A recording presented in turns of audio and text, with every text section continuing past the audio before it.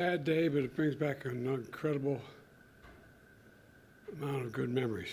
Today, America and the world, in my view, lost a remarkable leader.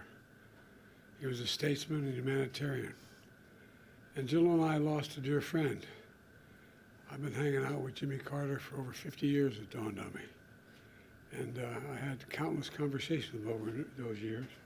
And I always would be proud to say that he used to kid me about it, that I was the first national figure to endorse him in 1976 when he ran for president. There was an overwhelming reason for it, his character. What I find extraordinary about Jimmy Carter, though, is that millions of people all around the world, all over the world, feel they lost a friend as well, even though they never met him. And that's because Jimmy Carter lived a life measured not by words, but by his deeds. Just look at his life's work. He worked to eradicate disease, not just at home, but around the world. He forged peace, advanced civil rights, human rights, promoted free and fair elections around the world. He built housing for the homeless with his own hands. And his compassion and moral clarity lifted people up and changed lives and saved lives all over the globe. Jimmy Carter was just as courageous in his battle against cancer as he was in everything in his life. Cancer was a common bond between our two families, as in many other families. And our son Bo died. When he died, Jimmy and Rosalind were there to help us heal. Jimmy knew the ravages of the disease too well. He lost his father, his brother, his sisters to this terrible disease. So when Jimmy was diagnosed, we did our best to comfort him. We met with him down in Plains. We met with him anyway. We talked and shared our beliefs that as a nation, we have the talent. We have the talent and the resources to one day end cancer as we know it if we make the investments. He believed that like I do. I'll always cherish having seen Jimmy and Rosalind Carter together. Theirs was a love affair of the ages. While we'll miss them both dearly, I do take some solace, and the kids were saying it, that they're united once again. We're going to remain forever in our hearts, but they're together again. The entire Carter family, on behalf of the world, the whole nation, we send our whole heartfelt sympathies and gratitude. Our gratitude for sharing President Carter with us for so many years. You know, Jimmy Carter stands as a model of what it means to live a life of meaning and purpose, a life of principle, faith, and humility. His life dedicated to others. You know, he was like my dad. He thought that, he said, Joey, a job's about a lot more than a paycheck. It's about dignity, your dignity. About being able to look your kid in the eye and say, honey, everything's going to be okay. He believed, as I do, and many as you do, that that's absolutely possible. It's within our grasp to do that. It's not that hard. In his life, he served the nation in the Navy. He led the state of Georgia. He became president and a beloved statesman all over the world. But to know his core, you need to know he never stopped being a Sunday school teacher at that Baptist church in Plains, Georgia. Today's world, some look at Jimmy Carter and see a man of a bygone era. With honesty and character, faith and humility, it mattered. But I don't believe it's a bygone era. I see a man not only of our times, but for all times. Someone who embodied the most fundamental human values we can never let slip away.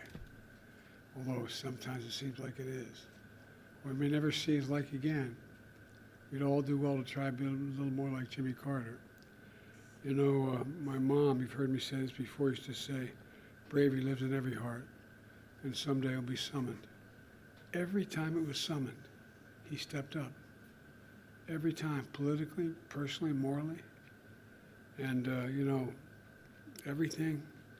The one thing I admired most about him, he thought and believed, and he really did believe this, and I do as well, that everybody deserves an even shot. No guarantees, just a shot. Everybody deserves a shot. And, you know, he gave an awful lot of people a chance. So, as I said, I was an admirer, I consider myself a friend. Kept in touch with him, and his son, I was going to tell you a story his son told me, but that'd be inappropriate. Maybe he'll tell you, but about I think he's happy. I think he's happy with Roseland. So. Mr. President, as you think about your post-presidency, is there anything about Jimmy Carter's time after leaving office that inspires you for the years ahead? Yeah, never give up hope. Never give up hope. I mean it from the bottom of my heart. So much negativism out there. I know you're tired of hearing me say it over the last 4 years. But folks, there's nothing beyond our capacity. Nothing beyond our capacity. If we do it together. And I mean it. I mean it. And he believed it. Sir, what is your fondest memory of Jimmy Carter?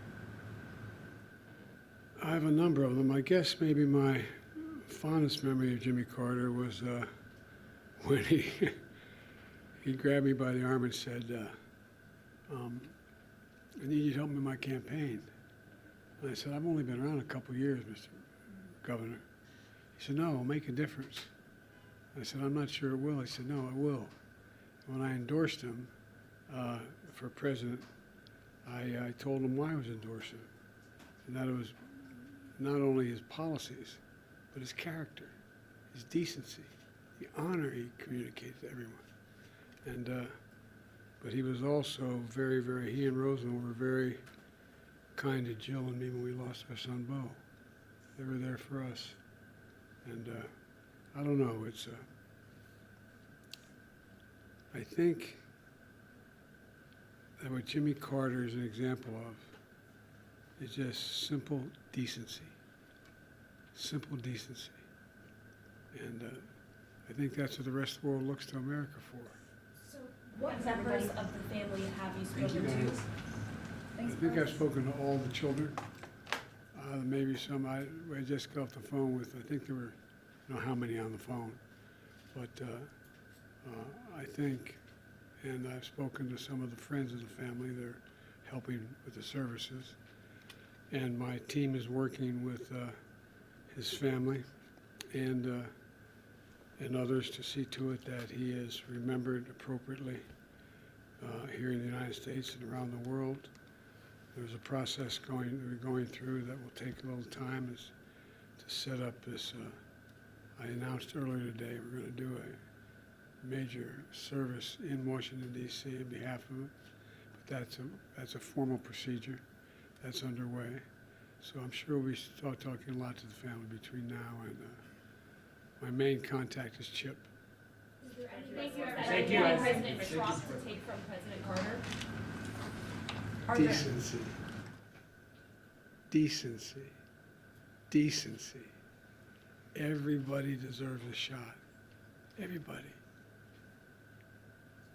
Can you imagine Jimmy Carter walking by someone and he needs something and just keep walking? Can you imagine Jimmy Carter referring to someone by the way they look or the way they talk? I can't. I can't. You know, I think the end of the deal here is that one of the reasons why we're looked to by the rest of the world, for the bulk of our nationhood, we've laid out what our values are. You said what we believe. It's not just in the Declaration, we hold these truths to be self-evident, but there's a feeling. The rest of the world looks to us, And he was worth looking to. So thank you very much. Appreciate it. Thank you. Thank you.